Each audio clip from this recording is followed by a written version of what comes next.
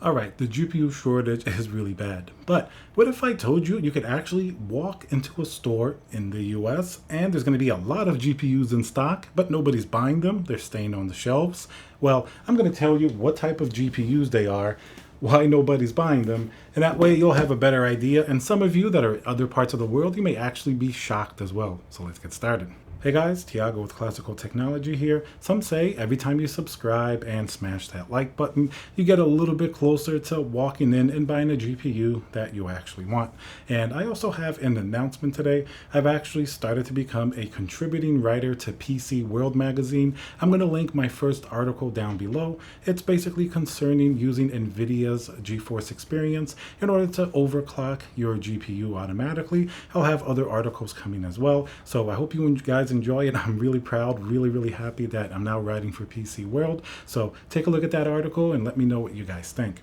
All right, so let's get to the subject of today's video. So basically, I walked into my local Micro Center, and I know a lot of people always say, you always talk about Micro Center. We don't have it where we live, be it, let's say if you're in a different part of the world, or even in the US. Of course, not every state has a Micro Center. I'm just lucky that there's like 4 or 5 within like an hour and a half drive, so I bring it up. But anyway, it doesn't matter if you don't have a Micro Center. This goes to show you the state of current GPU pricing. So I walked into the Micro Center, and lo and behold, there were various GPUs on the shelf. I'm not talking about a line anywhere of people waiting. I'm not talking about stuff that is already accounted for or sold out. The GPUs were available. You could buy them. Of course, you're going to be limited to one, but you could pretty much buy any of these GPUs.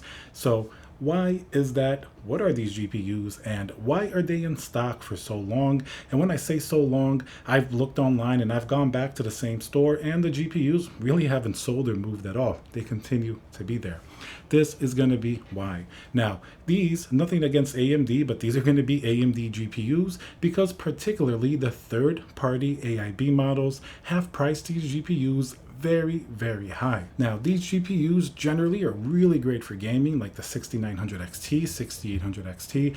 They've been highly competitive with the Nvidia GPUs for gaming, but a little bit of a caveat, people still definitely prefer Nvidia, and since AMD is really new on the block of high-end GPUs, at least for the last few years, having them priced more than Nvidia GPUs is really not going too well in terms of selling them. Now, this isn't going to be Micro Center's fault or anything like that. It's basically the third-party AIB. In this example, a Power Color or whoever's selling these AMD GPUs, they're definitely much more expensive. So I'm sure that the stores have to pass those prices on to the consumers, and you'll see similar prices sometimes online, like in Newegg or something like that. So basically, if you have a 6900 XT, let's take the MSRP. This is actually a reference GPU. This one's the 6800 XT, which had, pretty much an MSRP of $579. The 6900 XT, $999 for the reference model. You take that and you look at some of these prices that these GPUs are selling for, upwards of $2,600 or $2,700. Now, these aren't scalper prices. These are prices that the store is actually selling them at. And of course, this isn't a reference model. These are going to be a little bit, more of the ultimate 6900 XT and some of the more expensive ones. But in the end of the day, these GPUs stay on the shelves. Nobody's buying them. Because first, even though they're really great for gaming, they're not really very good at mining, especially for the price that you have to pay. Basically, a 3070 is pretty much neck and neck with these for substantially lower cost. So that's going to take out a lot of those buyers that traditionally are getting these GPUs. Secondly, nobody's going to buy one of these GPUs from Micro Center and scalp it and sell it for more just because the price is already pretty much outrageously high. If you buy a $2,700 6900 XT, you're basically going to lose money if you try to sell that. Nobody's going to pay that. And that shows you that even a store like this will maintain for weeks this type of inventory, not because the GPUs are bad at all. They still perform great. They can even go up against a 3090 in many cases in terms of the 6900 XT. It's just that nobody wants to pay much more than a 3090 for something like this. For example, a 3090 was MSRP $1,499, and even in the scalper market, generally you were finding them for like $2,500 to the $3,000 range. So pretty pretty much very close scalper price to what the MSRP in the store is of the 6900 XT, and at really 2.5 times what it should be. That's why nobody's going to buy this GPU. Now, this isn't just the 6900 XT. 6800 XT is also outrageously overpriced. Originally under $600, now you're seeing them for $1,200, $1,300, and it doesn't stop there. The 6700 XT, which is going to be sort of a little more entry level into the high end, it's still a great GPU by itself, and it's supposed to cost significantly less than pretty much almost $1,000 that it's selling for. Some models may go in the 800s to the 900 model, and this isn't going to be particular to Micro Center. You'll see this on Newegg as well, but this GPU does not perform anywhere near what that price should command. Just look at how far we have gone from original prices. I mean, if you're paying almost $1,000 for a 6700 XT, that's what a 6900 XT should cost, and that's even considerably more than a 3080 originally cost. Even up until a few months ago, you could still find a 3080 for around $1,100 or $1,200 in terms of like on the secondhand market. It's only been recently that the prices really went crazy high to basically $2,000 or even a little bit more, but that really puts in perspective the GPUs that are staying on the shelf at Micro Center. These GPUs, while they're still great in their own right, for these type of prices, nobody is going to buy them. That's sort of the same thing that I thought could happen to the 3080 Ti. If the 3080 Ti was priced too high for its performance, especially the third-party AIB models, remember the Nvidia MSRP, even if they say it's like $1199, that's going to be one thing, but it doesn't mean you're going to be able to find that in the real world for that MSRP.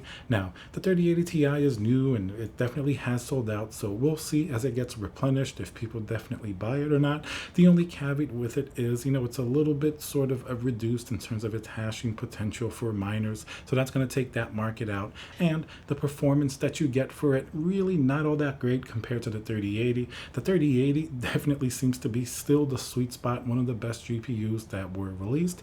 Now, the only question really is going to be sort of the price that you can get it at. But this goes to show you that even though we are in a pretty massive GPU shortage, you can walk into a store and see these on the shelves, and for days and days and even weeks, people will not buy them. That shows you there's a limit to what people will spend, especially with the sort of preconceived notion that they have about, maybe AMD GPUs.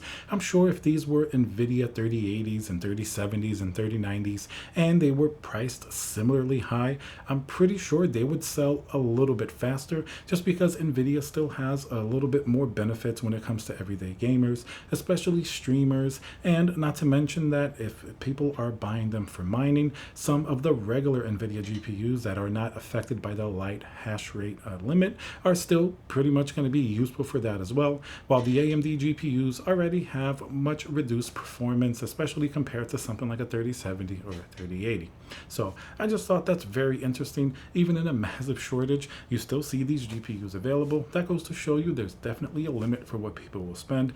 We'll see if it improves, if they start to slowly reduce these prices. This is definitely going to be a benchmark that I keep an eye on, because if the local store is completely sold out, that means that pretty much worldwide it's usually an issue as well. But if we start seeing some GPUs in stock, and especially stay on the shelves for longer than a few days, then you know that something is definitely changing, or at least the prices have reached some type of limit.